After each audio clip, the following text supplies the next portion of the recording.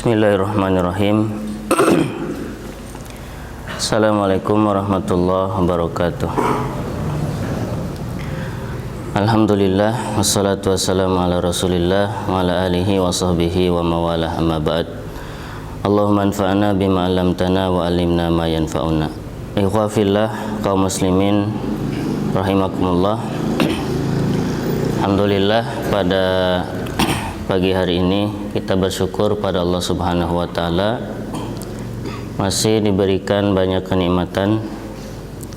Salah satunya bisa melaksanakan kewajiban salat subuh berjamaah. Dalam hadis Nabi Shallallahu alaihi wasallam menjelaskan bahwa salat yang paling berat bagi orang munafik salah satunya adalah salat subuh. Beliau bersabda, asqalus shalah 'alal munafiqin salatul isya wa salatul fajr. Salat yang paling berat bagi orang munafik adalah salat isya dan salat subuh. Walau ya'lamuna ma fihima la atauhuma walau habwan. Seandainya mereka tahu keutamaan apa yang ada pada keduanya, yaitu salat isya dan salat subuh, niscaya mereka akan mendatanginya meskipun dengan merangkak. Nah, oleh karena itu patut bersyukur apabila kita mampu berangkat dari rumah menuju ke masjid untuk melaksanakan sholat subuh berjamaah, karena itu berat ya, bangunnya berat, kemudian berangkatnya berat, sholatnya juga berat.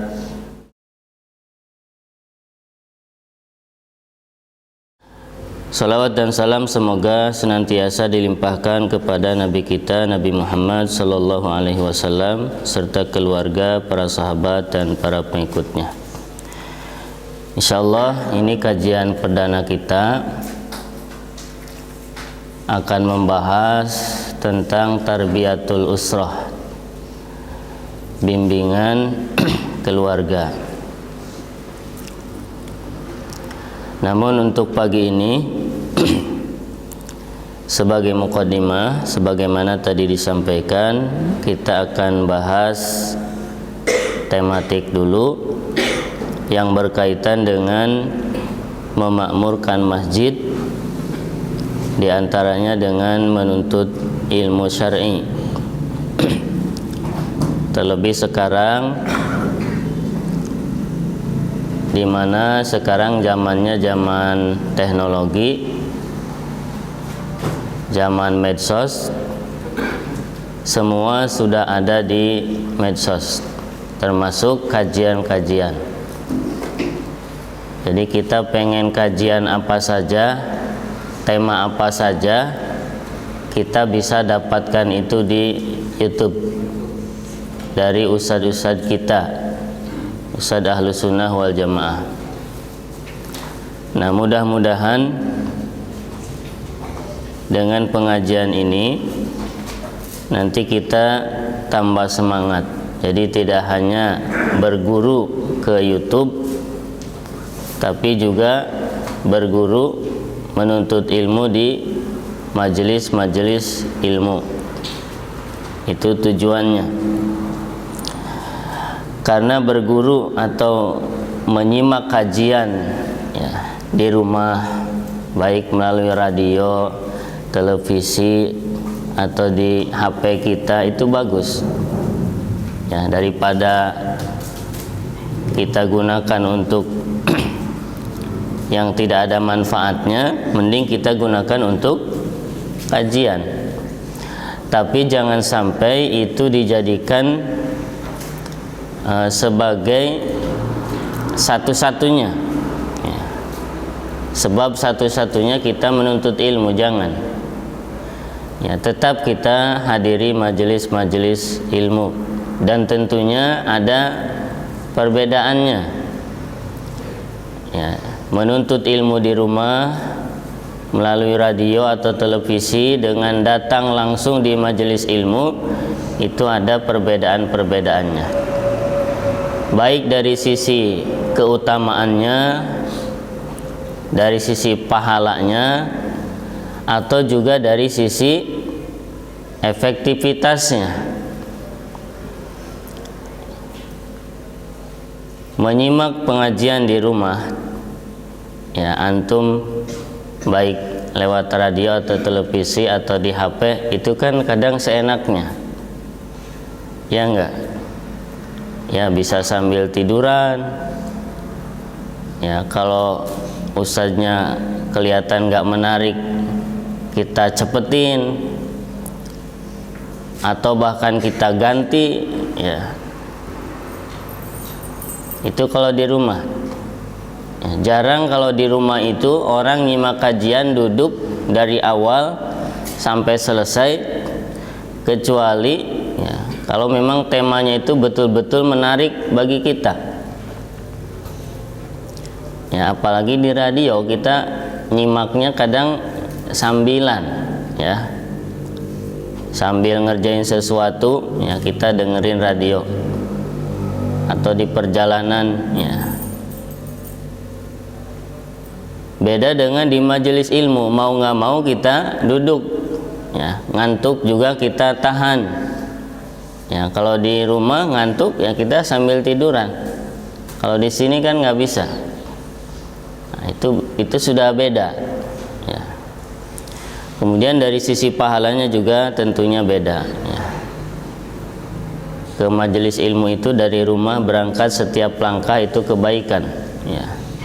Semuanya kebaikan. Kemudian duduknya di majelis ilmu itu dihitung sebagai i'tikaf, ya, dan banyak keutamaan yang lainnya. Nah, kita mulai pembahasan tentang memakmurkan masjid. Yang pertama, min ajallil a'mali wa a'dhamiha manzilatan indallahi imaratul masajid imaratan hissiyatan wa ma'nawiyatan. Termasuk amalan yang paling agung, yang paling mulia kedudukannya di sisi Allah, yaitu memakmurkan masjid. Jadi memakmurkan masjid itu termasuk salah satu amalan yang agung. Ini yang pertama. Dalilnya diantaranya surat At-Taubah ayat ke-18.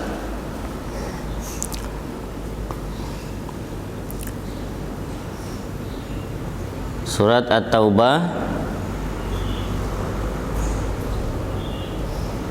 ayatnya yang ke-18. Allah Subhanahu wa taala berfirman, innama ya'muru masajidallahi man amana billahi wal yawmil akhiri wa aqamas shalah wa ataz zakah wa lam yakhsha illallah fa asa ulaika ayyakunu minal muhtadin.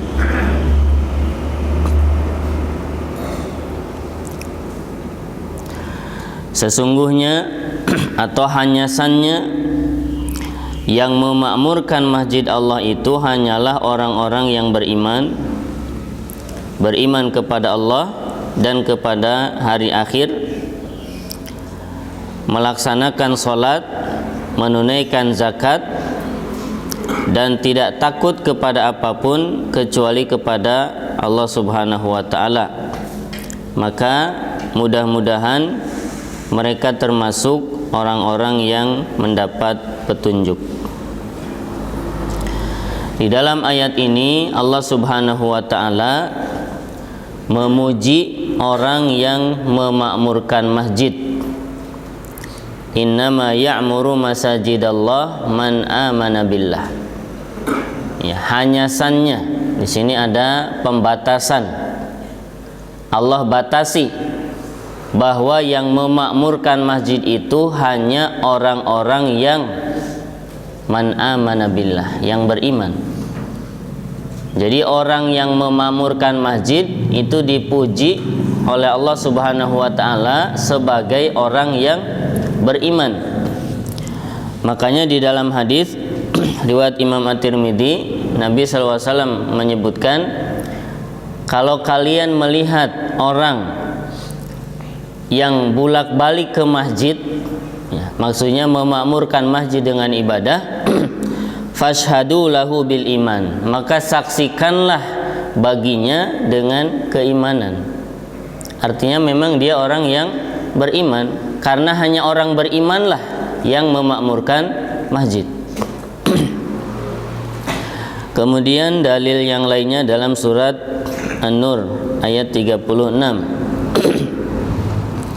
Allah berfirman, fi buyutin adzinallahu an turfa'a wa yudhkaru fiha ismuhu yusabbihu lahu fiha bil ghuduwi wal asal.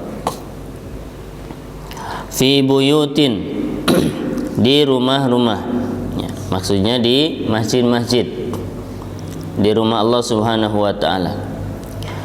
Adzinallahu an turfa'a, ya, Allah Subhanahu wa taala memerintahkan, mengizinkan untuk ditinggikan, wa yudhkaru fiha ismuh, dan disebutkan di dalamnya namanya, yaitu nama Allah Subhanahu wa taala.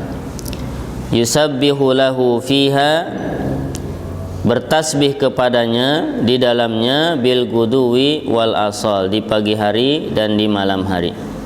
Surat An-Nur ayat 36. Nah, di sini dijelaskan bahwasannya di rumah-rumah Allah, yaitu di masjid, itu dimakmurkan dengan berzikir kepada Allah Subhanahu wa taala. Ini yang pertama. Jadi memakmurkan masjid Allah itu termasuk amalan yang paling agung. Kemudian yang kedua, memakmurkan masjid itu ada dua. Ada imaratan hissiyatan, ada juga imaratan ma'nawiyatan. Ada memakmurkan masjid yang berupa hissiyah. Hissiyah itu fisiknya, memakmurkan bangunannya. Ada yang kedua, imaratan ma'nawiyah, memakmurkan secara maknawi, ya, memakmurkan ruhnya, ya. Jadi ada memakmurkan fisiknya, sarananya, ada juga memakmurkan maknawinya. Memakmurkan hissiyah, ya, bangunannya, diantaranya dengan cara kita mewakafkan tanah untuk dibangun menjadi masjid, ya, itu memakmurkan masjid juga, ya. Misalkan ada tanah dijual, terus kita beli, kita wakafkan untuk masjid, maka kita sudah disebut memakmurkan masjid, ya, secara hissiyah. Nanti tinggal yang kedua, bagaimana caranya masjid ini makmur secara maknawi, diisi dengan ibadah. Kemudian termasuk memakmurkan masjid secara hissiyah juga adalah dengan cara kita membangun masjid. Kalau tadi kita beli tanahnya, kemudian kita wakafkan. Yang kedua, kita bangun masjidnya, baik secara individu, ya, perorangan, atau secara bersama-sama. Ya, kalau di kita biasanya bangun masjid itu bersama-sama. Ya, jarang orang bangun masjid individu. Ya, tapi mungkin ada juga, ya, orang-orang kaya satu masjid dibiayai oleh dia satu orang sendiri, mungkin ada. Ya, tapi di kita biasanya gotong royong, ya, bareng-bareng, karena memang pembiayaannya cukup besar. Itu yang kedua, membangunnya. Yang ketiga, memakmurkan hissiyah, itu contohnya dengan cara membersihkannya, merawatnya. Itu memakmurkan juga. Jadi setelah kita beli tanahnya, kemudian kita wakafkan, kemudian kita bangun masjidnya, kemudian kita bersihkan, ya, kita rawat, itu juga termasuk memakmurkan masjid, ya. Kemudian yang kedua, memakmurkan masjid maknawiyahnya, yaitu dengan cara beribadah, ya, di dalamnya, baik itu dengan sholat atau dengan tilawatul Quran atau dengan memperbanyak zikir dan doa, termasuk juga dengan menyelenggarakan, ya, durus, ya, kajian-kajian taklim di masjid tersebut. Itu juga termasuk memakmurkan masjid. Termasuk kita mendatangi kajian-kajian di masjid, itu juga termasuk dari memakmurkan masjid. Ya, ini dua bentuk memakmurkan masjid. Ya, silahkan, ya, masing-masing dari kita, ya, ikut berpartisipasi, ya, dengan dua cara tersebut, ya, salah satunya atau kedua-duanya. Ya, sekarang ada pembangunan, ya, di tempat kita, pembangunan masjid, ya, maka kita ikut serta, ya, sesuai dengan kemampuan kita, ikut bantu, ya. Boleh nyumbang pasir, semen, ya, atau mentahnya, atau kita sumbang tenaga, ya, ikut kerja baktinya.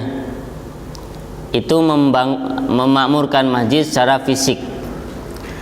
Ya, nanti masjidnya sudah jadi, kita makmurkan secara maknawi, ya, hidupkan masjidnya, ya. Yang pertama tentunya dengan sholat berjamaah, jangan sampai sepi. Karena di beberapa tempat orang begitu semangat membangun masjid, tapi ketika sudah jadi, masjidnya kosong, ya, kosong. Ya, di beberapa tempat, ya, di perkampungan kita sering lihat masjid tidak terawat, ya, baik kebersihannya termasuk juga ibadahnya sepi, gitu. Ini memprihatinkan. Nah, jangan sampai seperti itu. Jadi selain semangat kita membangun masjid, semangat juga nanti untuk memakmurkannya, ya, dengan berbagai kegiatan ibadah. Nah, ini yang pertama, ya. Jadi memakmurkan masjid itu termasuk amal ibadah yang paling agung. Kemudian memakmurkan masjid itu ada dua.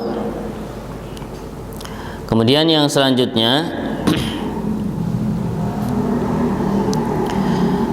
masjid itu merupakan tanda Islamnya suatu negeri. Masjid itu merupakan tanda Islamnya suatu negeri. Jadi kalau di satu negeri itu ada masjid, kemudian dikumandangkan azan, ada sholat, itu pertanda bahwa negeri tersebut adalah negeri Islam. Di dalam hadis riwayat Imam Al-Bukhari dari sahabat Anas bin Malik radhiyallahu an, beliau menceritakan anna Nabiy sallallahu alaihi wasallam idza ghaza qauman lam yugir hatta yusbiha fa in sami'a adzanan amsaka wa illam yasma' adzanan aghara ba'da ma yusbih. Bahwasanya Nabi sallallahu alaihi wasallam apabila beliau memerangi suatu kaum, beliau tidak menyerang kaum tersebut sampai beliau itu menunggu subuh. Ya, beliau tunggu sampai subuh. Kalau beliau itu mendengar kumandang azan, ya, di masjid, maka beliau tidak jadi, ya, atau beliau membatalkan niatnya untuk menyerang kaum tersebut. Tapi apabila beliau tidak mendengar kumandang adzan, maka beliau menyerang kaum tersebut. Nah, jadi Nabi SAW menjadikan kumandang adzan yang sekaligus itu menunjukkan keberadaan masjid sebagai tanda Islamnya suatu negeri atau suatu kaum. Nah, ini pentingnya masjid. Kemudian yang selanjutnya, di dalam hadis disebutkan bahwa tempat yang paling Allah cintai di muka bumi ini adalah masjid. Di dalam hadis riwayat Imam Muslim, Nabi SAW bersabda, "Ahabbul biladi ilallahi masajiduha wa abghadul biladi ilallahi aswaquha." Tempat yang paling Allah cintai di muka bumi ini adalah masjid-masjidnya, dan yang paling Allah benci, paling Allah murkai adalah pasar-pasarnya. Hadis riwayat Imam Muslim. Jadi masjid itu tempat yang paling Allah cintai, dan pasar itu tempat yang paling Allah murkai. Maka bersemangatlah kita menuju ke masjid, karena itu tempat yang paling Allah cintai. Kita ke pasar itu kalau ada kebutuhan kita. Maka dalam hadis dijelaskan, jangan sampai kalian itu menjadi orang yang paling pertama datang ke pasar dan paling akhir keluar dari pasar. Jadi kalau kita ada kebutuhan, maka kita berangkat ke pasar, sebatas itu. Kecuali mungkin para pedagang-pedagangnya, karena memang itu tempatnya. Namun meskipun demikian, tetap status pasar itu tempat yang paling dibenci Allah Subhanahu wa taala, karena biasanya di pasar itu banyak kemaksiatan-kemaksiatan. Para pedagang itu identik dengan berbohong. Dalam hadis disebutkan seperti itu, meskipun tidak semua, tapi secara umum para pedagang itu begitu. Berbohong, bersumpah palsu, kemudian tidak jujur ketika berdagang, segala macam ada kemaksiatan di pasar, termasuk campur baur antara laki-laki dan perempuan, kemudian rokok, musik, dan yang lainnya, hampir semuanya ada. Nah, itu sebabnya pasar itu tempat yang paling Allah benci. Kemudian memakmurkan masjid itu merupakan sebab naungan dari Allah Subhanahu wa taala. Di dalam hadis riwayat Imam Al-Bukhari dan Imam Muslim, Nabi SAW bersabda, "Sab'atun yudilluhumullahu fi dillihi yauma la dilla illa dilluh." Ada 7 golongan yang akan Allah naungi pada naungannya di hari yang tidak ada naungan kecuali naungan darinya. Ada 7 golongan. Kemudian Nabi menyebutkan salah satunya, rajulun qalbuhu mu'allaqun bil masajid. Seorang laki-laki yang hatinya terikat dengan masjid, itu yang akan diberikan naungan oleh Allah Subhanahu wa taala. Jadi hatinya terikat dengan masjid. Terikat dengan masjid itu artinya dia memakmurkan masjid dengan ibadah. Salat berjamaah dia selalu hadir, selalu di shop terdepan. Kemudian setelah sholat dia berzikir, kemudian dilanjutkan dengan tilawatul Quran.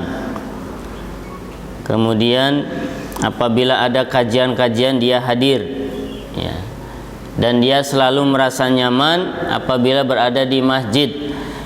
Itu tandanya hatinya terikat dengan masjid. Nah, orang yang seperti ini maka dia akan mendapatkan naungan nanti di hari kiamat. Jadi memakmurkan masjid itu salah satu sebab seseorang mendapatkan naungan dari Allah Subhanahu wa taala. Kemudian kita akan bahas tentang madhahir, ya, tanda-tanda atau indikator-indikator memakmurkan masjid. Ya, ada beberapa indikator. Yang pertama, memperhatikan kebersihan masjid. Ini juga termasuk bentuk memakmurkan masjid. Ya, memperhatikan kebersihannya, terutama kebersihan tempat wudu atau kamar mandi.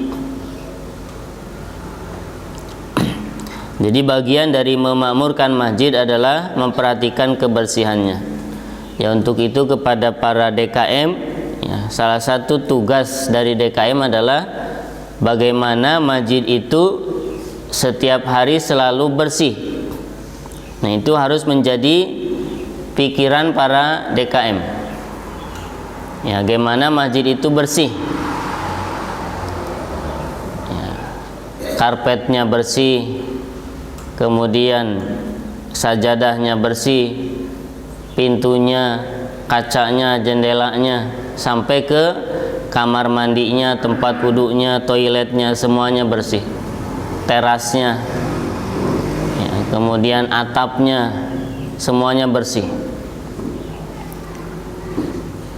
Itu tugas yang diberi amanah sebagai DKM. Ya. Dan itu tugas pokok sebetulnya, ya, tugas pokok. Nah, makanya ini penting, ya, karena terkadang, ya, para DKM itu hampir, ya, di sebagian besar masjid masalah kebersihan itu kurang diperhatikan, ya, jadi hanya sekedarnya. Ya, yang penting bersih, ya, terutama di bagian kamar mandi. Nah, ini harus dijadikan catatan. Ya, kalau perlu, ya, kamar mandi masjid itu, ya, jangan kalah bersihnya dengan kamar mandi misalnya rumah sakit, ya, atau kamar mandi hotel. Dan ada beberapa masjid yang memang sudah memperhatikan kebersihannya, ya, masjidnya bagus, kemudian kita masuk bersih, wangi, harum, kemudian ke kamar mandinya juga bersih, wangi. Banyak masjid yang seperti itu. Tapi yang masjidnya belum terawat kebersihannya juga masih banyak. Nah, maka di kita, ya, di Cibarusah, tunjukkan bahwa masjid-masjid kita itu nggak kalah kebersihannya dengan rumah sakit, dengan hotel, ya, dengan bangunan-bangunan yang lainnya. Bahkan tempat menuntut ilmu itu, ya, adalah tempat yang paling berhak untuk bersih. Kenapa? Ya, karena di situ nanti akan disembah Allah Subhanahu wa taala. Ya, dikaji ilmu-ilmu Allah. Ayat-ayat Al-Qur'an dibacakan, hadis-hadis Nabi dibacakan. Jadi kalau ada tempat yang layak untuk bersih, maka itu adalah masjid. Nah, jadi memakmurkan masjid yang pertama adalah menjaga kebersihannya, ya, terutama bagian kamar mandi tadi. Kemudian yang kedua, bentuk dari memakmurkan masjid itu menjaga masjid, ya, untuk tetap wangi, ya, harum dan tidak bau. Jadi setelah dibersihkan, ya, dari kotoran-kotoran, ya, kita kasih pengharum, ya, supaya baunya enak. Makanya dalam hadis Nabi SAW tidak mengizinkan orang yang habis makan bawang, baik bawang putih atau bawang merah, untuk mendekati masjid. Ya, siapa yang makan bawang, kata Nabi, fala yaqrabanna masjidana, jangan sekali-kali dia mendekati masjid kami. Fa innal malaikata tata'adza mimma yata'adza minhu banu Adam, karena sesungguhnya malaikat itu terganggu dengan apa-apa yang terganggu darinya Bani Adam. Hadis riwayat Imam Muslim.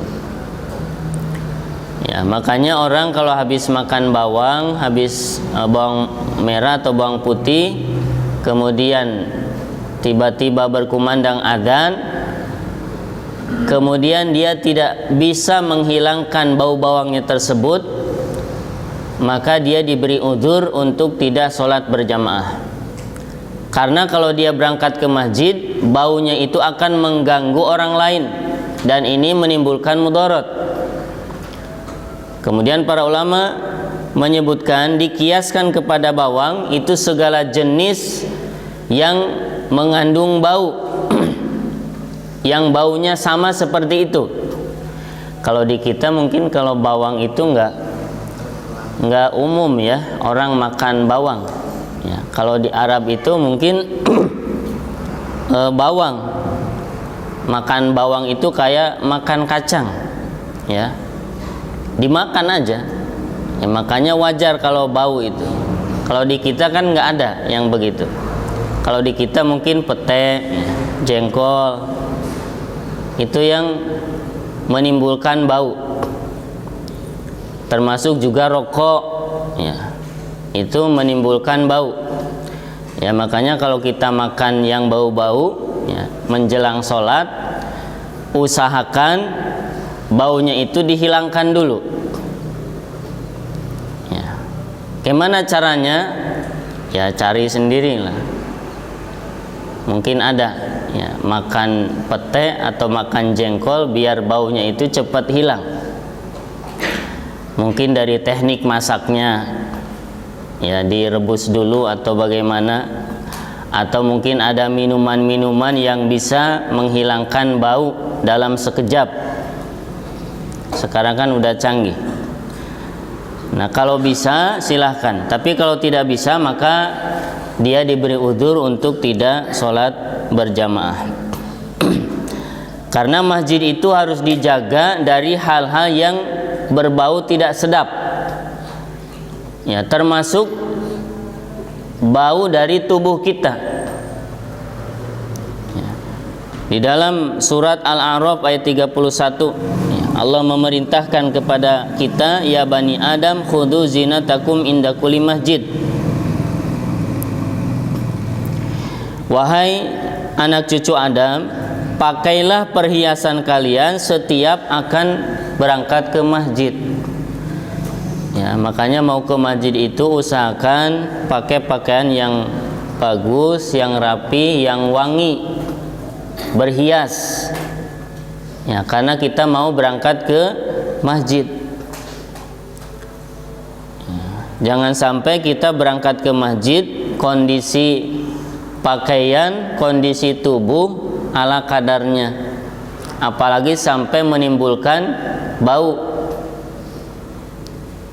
ya. Apalagi sholat subuh ya.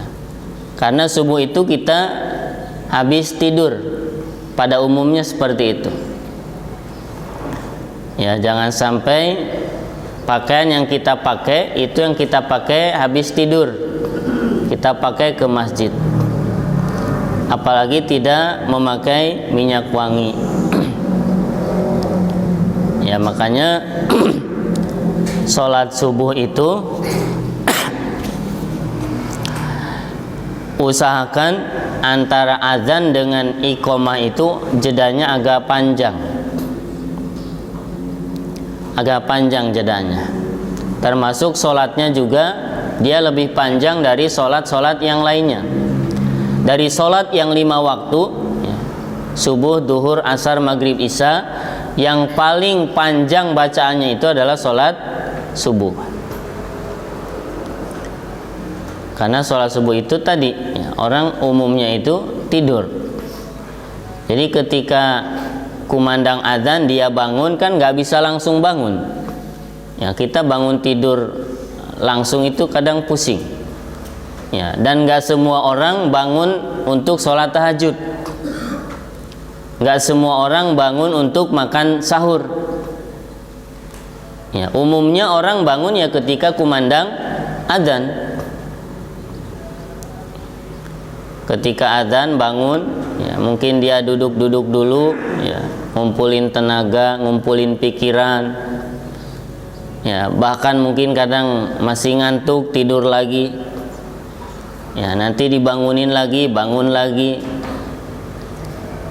Mungkin ada juga yang junub, harus mandi dulu. Mandi itu kan nggak cukup 5 menit, ya.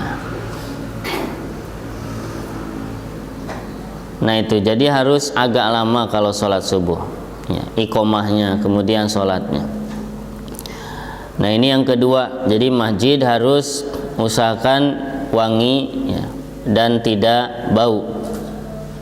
Ya, silahkan kita periksa masjid kita, ya. Kemudian yang ketiga,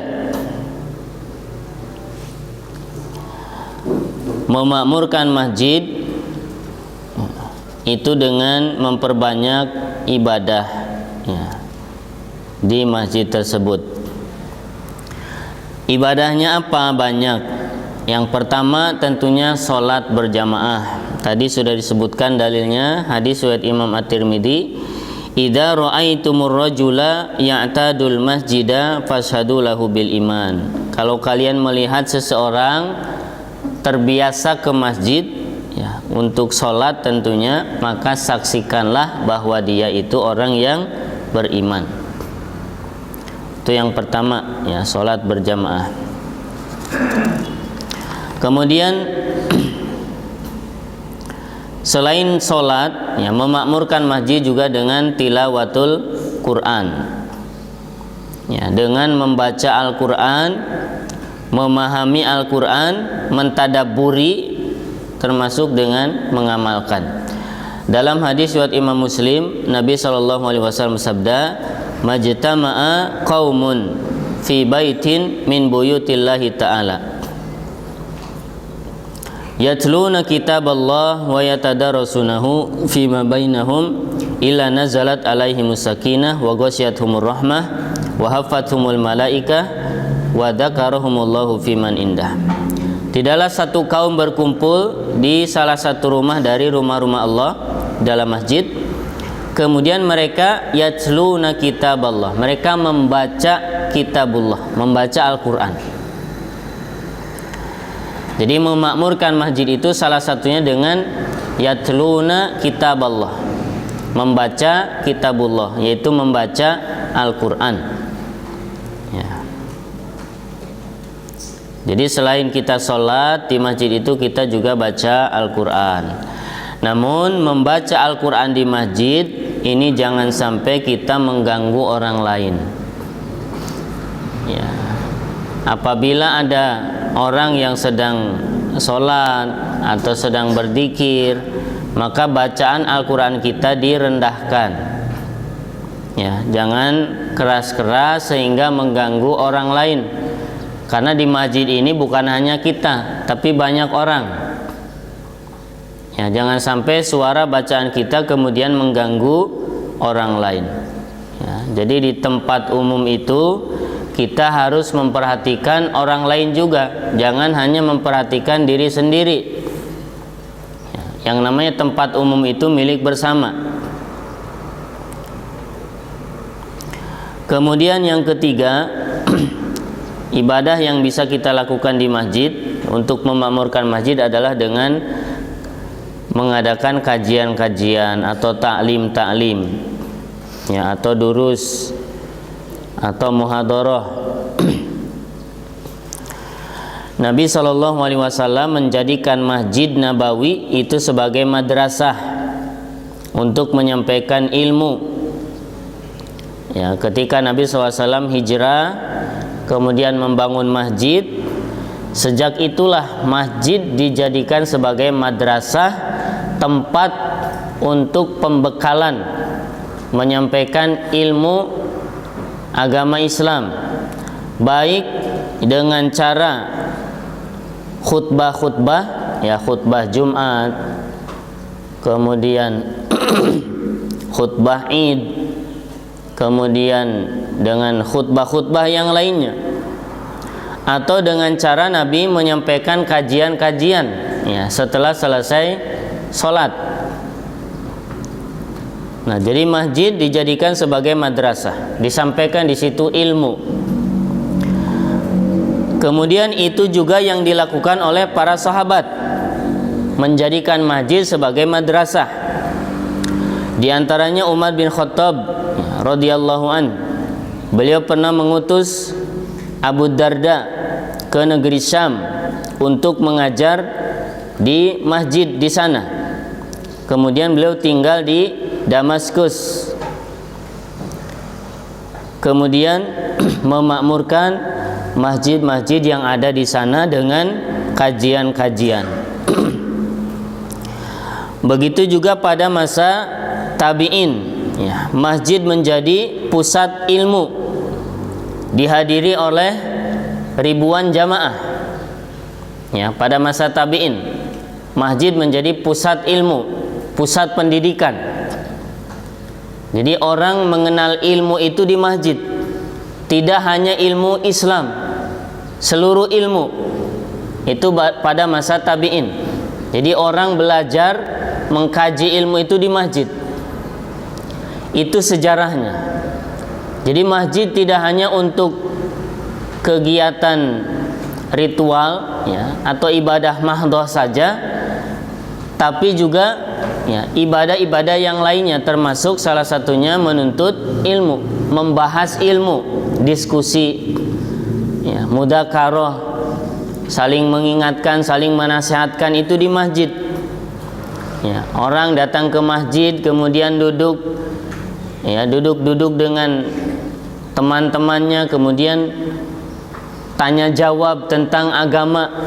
Nah, dulu seperti itu.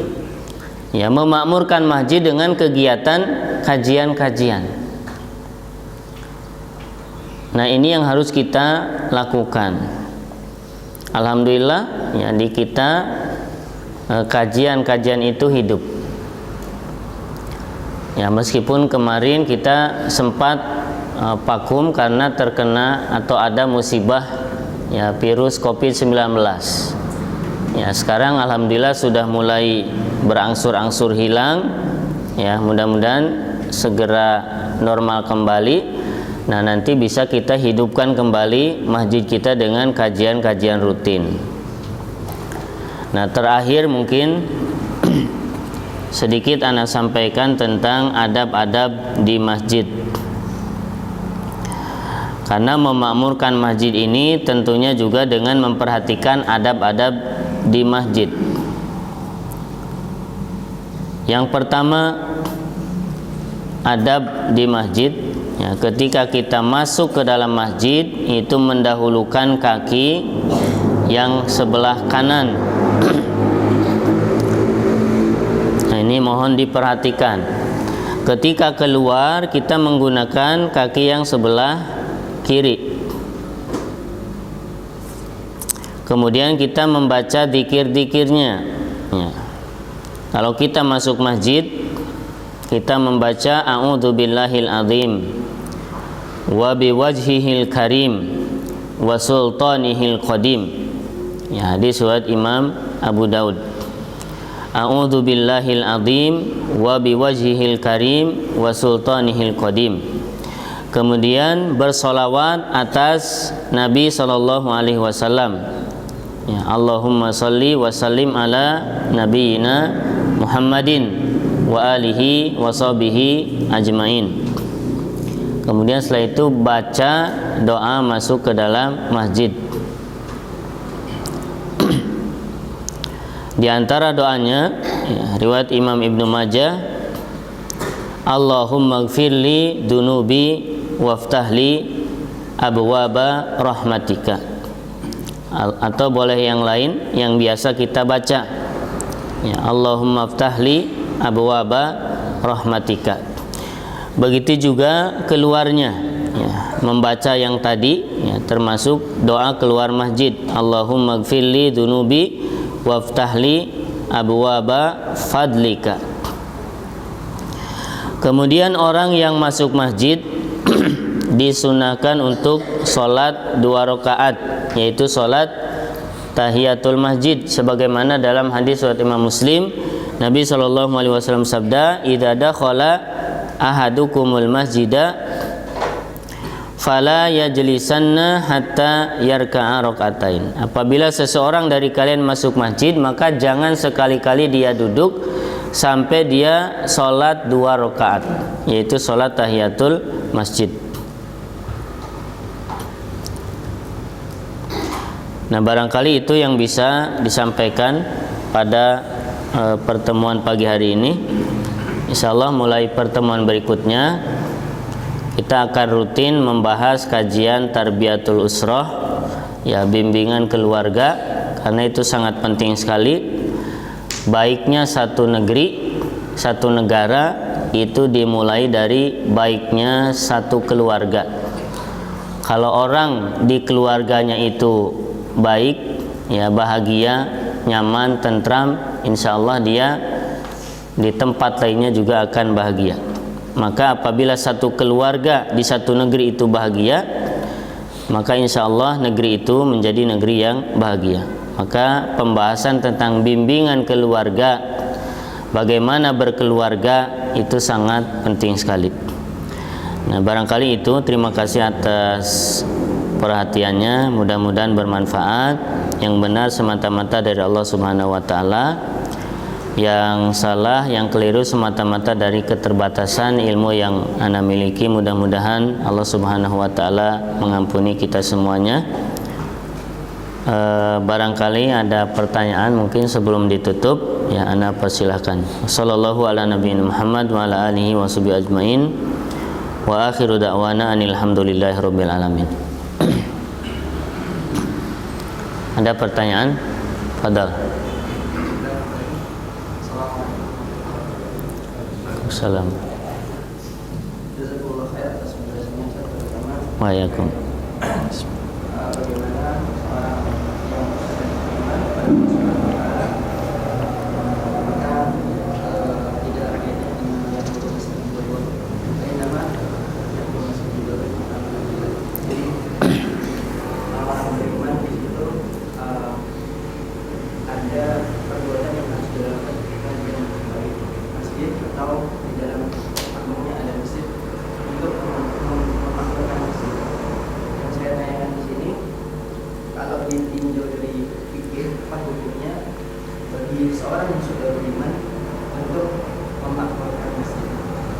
Yang pertama dan yang kedua, di masjid Al-Fatihah ini setiap ada maghrib pasti ada halaqah, terutama dari santri utara. Ada halaqah, nanti kegiatannya itu murajaah hafalan lama mereka, sedangkan kita jumlahnya banyak ya, kurang dari 50 santri. Terus biasanya ada jemaah lain yang ketinggalan sholat atau masbuk sholat di sampingnya. Dari yang saya simak tadi, adab dalam tanda kita di dalam masjid tidak mengganggu orang yang sedang sholat. Ya. Bagaimana ahsannya untuk penjelasannya? Ya, yang pertama tadi pertanyaannya apa? Hukum seorang yang sudah orang beriman dalam memakmurkan masjid, atau wajib atau ya. Yang pertama tentang hukumnya, apakah wajib atau sunnah? Wallahu alam, ya ini wajib ya. Jadi memakmurkan masjid itu hukumnya wajib. Karena orang bangun masjid kemudian tidak dimakmurkan, ya buat apa? Jadi hadis-hadis atau ayat-ayat tentang keutamaan membangun masjid, kemudian tentang yang tadi kita bacakan, Allah bersaksi memuji bahwa orang yang memakmurkan masjid itu orang yang beriman, maka dari situ wallahu alam ini wajib, meskipun wajibnya wajib kifayah. Ya, jadi harus ada sebagian dari orang-orang yang beriman yang memakmurkan masjid. Jangan sampai masjid itu kosong, tidak ada yang menghidupkan baik fisiknya atau ibadah-ibadah di dalamnya, dibiarkan begitu saja. Ini nggak boleh. Jadi kalau di satu masyarakat, satu lingkungan ada masjid, terus masjidnya mati, maka orang yang ada di situ semuanya terkena dosa. Ya. Karena termasuk bentuk ya menghinakan masjid. Nah, jadi silahkan lihat masjid kita ya di sekitar kita. Kalau ada masjid dibiarkan, nggak diurus, kebersihannya nggak diurus, ibadahnya nggak diurus, hubungi ya ketua RT di situ. Ini masjid gimana nasibnya? Jangan dibiarkan begitu. Daripada dibiarkan begitu ya dan nggak ada yang memakmurkan, ya mending buat apa kegiatan yang lain. Jadi wallahu alam hukumnya wajib, meskipun wajibnya wajib kifayah. Kemudian yang kedua tentang orang yang masbuk. Kalau masbuknya mungkin masbuk masih berjamaah, jadi orang datang kemudian masbuk 1 rakaat atau masbuk 2 rakaat. Ya, imam misalkan udah tahiyat dia baru datang, mungkin tidak akan bentrok dengan kajian gitu ya. Yang biasanya bentrok dengan kajian itu masbuk yang sebetulnya bukan masbuk, itu udah tertinggal. Jadi sholat udah bubar, kajian udah mulai, dia baru datang. Nah, para ulama menjelaskan dalam kondisi seperti ini maka yang diperbolehkan adalah pengajian ya, karena memang orang di situ sudah memakai masjid itu untuk pengajian. Ya, maka yang sholat sebetulnya bukan waktunya.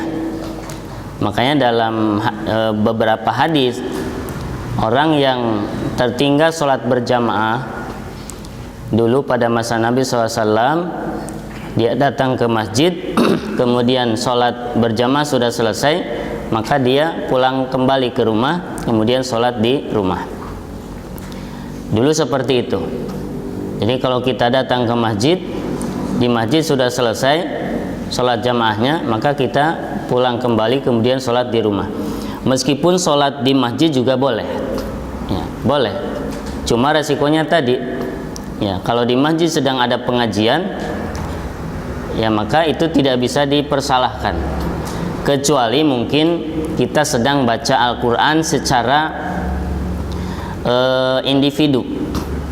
Ya, individu itu artinya itu kegiatan kita, bukan kegiatan berkelompok atau bukan program satu lembaga.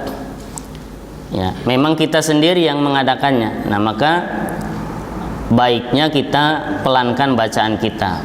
Ya, kalau kita tahu ada yang sedang sholat, ya, dipelankan dulu. Kecuali baca Qur'annya memang program dari lembaga tahfidz misalkan, kayak ada halaqah. Ya, memang habis sholat di sini ada murojaah. Ya, kemudian tiba-tiba ada yang sholat 1 orang misalkan. Ya, maka yang salah bukan yang sedang halaqah, karena memang itu programnya. Ya, jadi itu resiko orang yang sholat, karena dia sholatnya datangnya tidak pada waktunya untuk berjamaah. Ya, wallahu alam seperti itu. Ada lagi? Ya. Jadi bertanya masalah masjid, misalkan sekarang masjid ini dipakai, kedepannya kan mau pindah ke sana. Ya. Nah, apakah bisa masjid ini dialihfungsikan jadi sekolah atau jadi yang lain? Ya. Pada asalnya ya, masjid itu fungsinya sebagai masjid. Karena ada perbedaan antara masjid dengan sekolah atau madrasah. Jadi masjid itu dibangun, fungsi utamanya itu untuk melaksanakan sholat berjamaah. kalau dirubah menjadi madrasah atau sekolah, otomatis sholat berjamaah itu tidak dianjurkan di situ, karena sholat berjamaah itu dianjurkan yang pertama di masjid. Kecuali kalau masjid tidak ada, maka boleh di mana saja. Tapi kalau masjid ada, maka sholat berjamaah itu dilaksanakan di masjid. Jadi beda antara masjid dengan madrasah atau sekolah. Jadi hukum asalnya masjid itu ya difungsikan sebagai masjid. Kecuali ya kalau ada alasan-alasan yang menuntut untuk seperti itu. Kemudian yang mewakafkan masjid juga dia ridho, maka nggak ada masalah. Ya, seperti kasus di sini, karena misalkan masjid ini daya tampungnya sudah tidak cukup untuk para jamaah, kemudian dibikinlah masjid yang baru, ya di sebelah yang lebih besar. Ya. Kemudian masjid ini mau dialihfungsikan. Kalau yang dulu membangun masjid ini atau mewakafkan masjid ini ridho, ya mungkin nggak ada masalah. Ya karena masjid sudah ada di sana. Jadi kalau mau sholat bisa di sana. Tapi kalau yang mewakafkannya nggak setuju, nggak mau, ya nggak boleh. Ya tetap ini harus difungsikan sebagai masjid. Ya, jadi kembali kepada tadi, ada hajat atau tidak, ya, ada tuntutan atau tidak. Kemudian yang kedua kepada keridoan orang yang membangun masjid tersebut, ya mereka ridho atau tidak. Wallahu a'lam. Baik, mungkin cukup dulu ya karena sudah jam 6. Insyaallah kita lanjutkan di pembahasan yang akan datang. Kurang lebihnya mohon maaf. Subhanakallahumma bihamdik, asyhadu an la ilaha illa anta, astaghfiruka wa atubu ilaik. Assalamualaikum warahmatullahi wabarakatuh.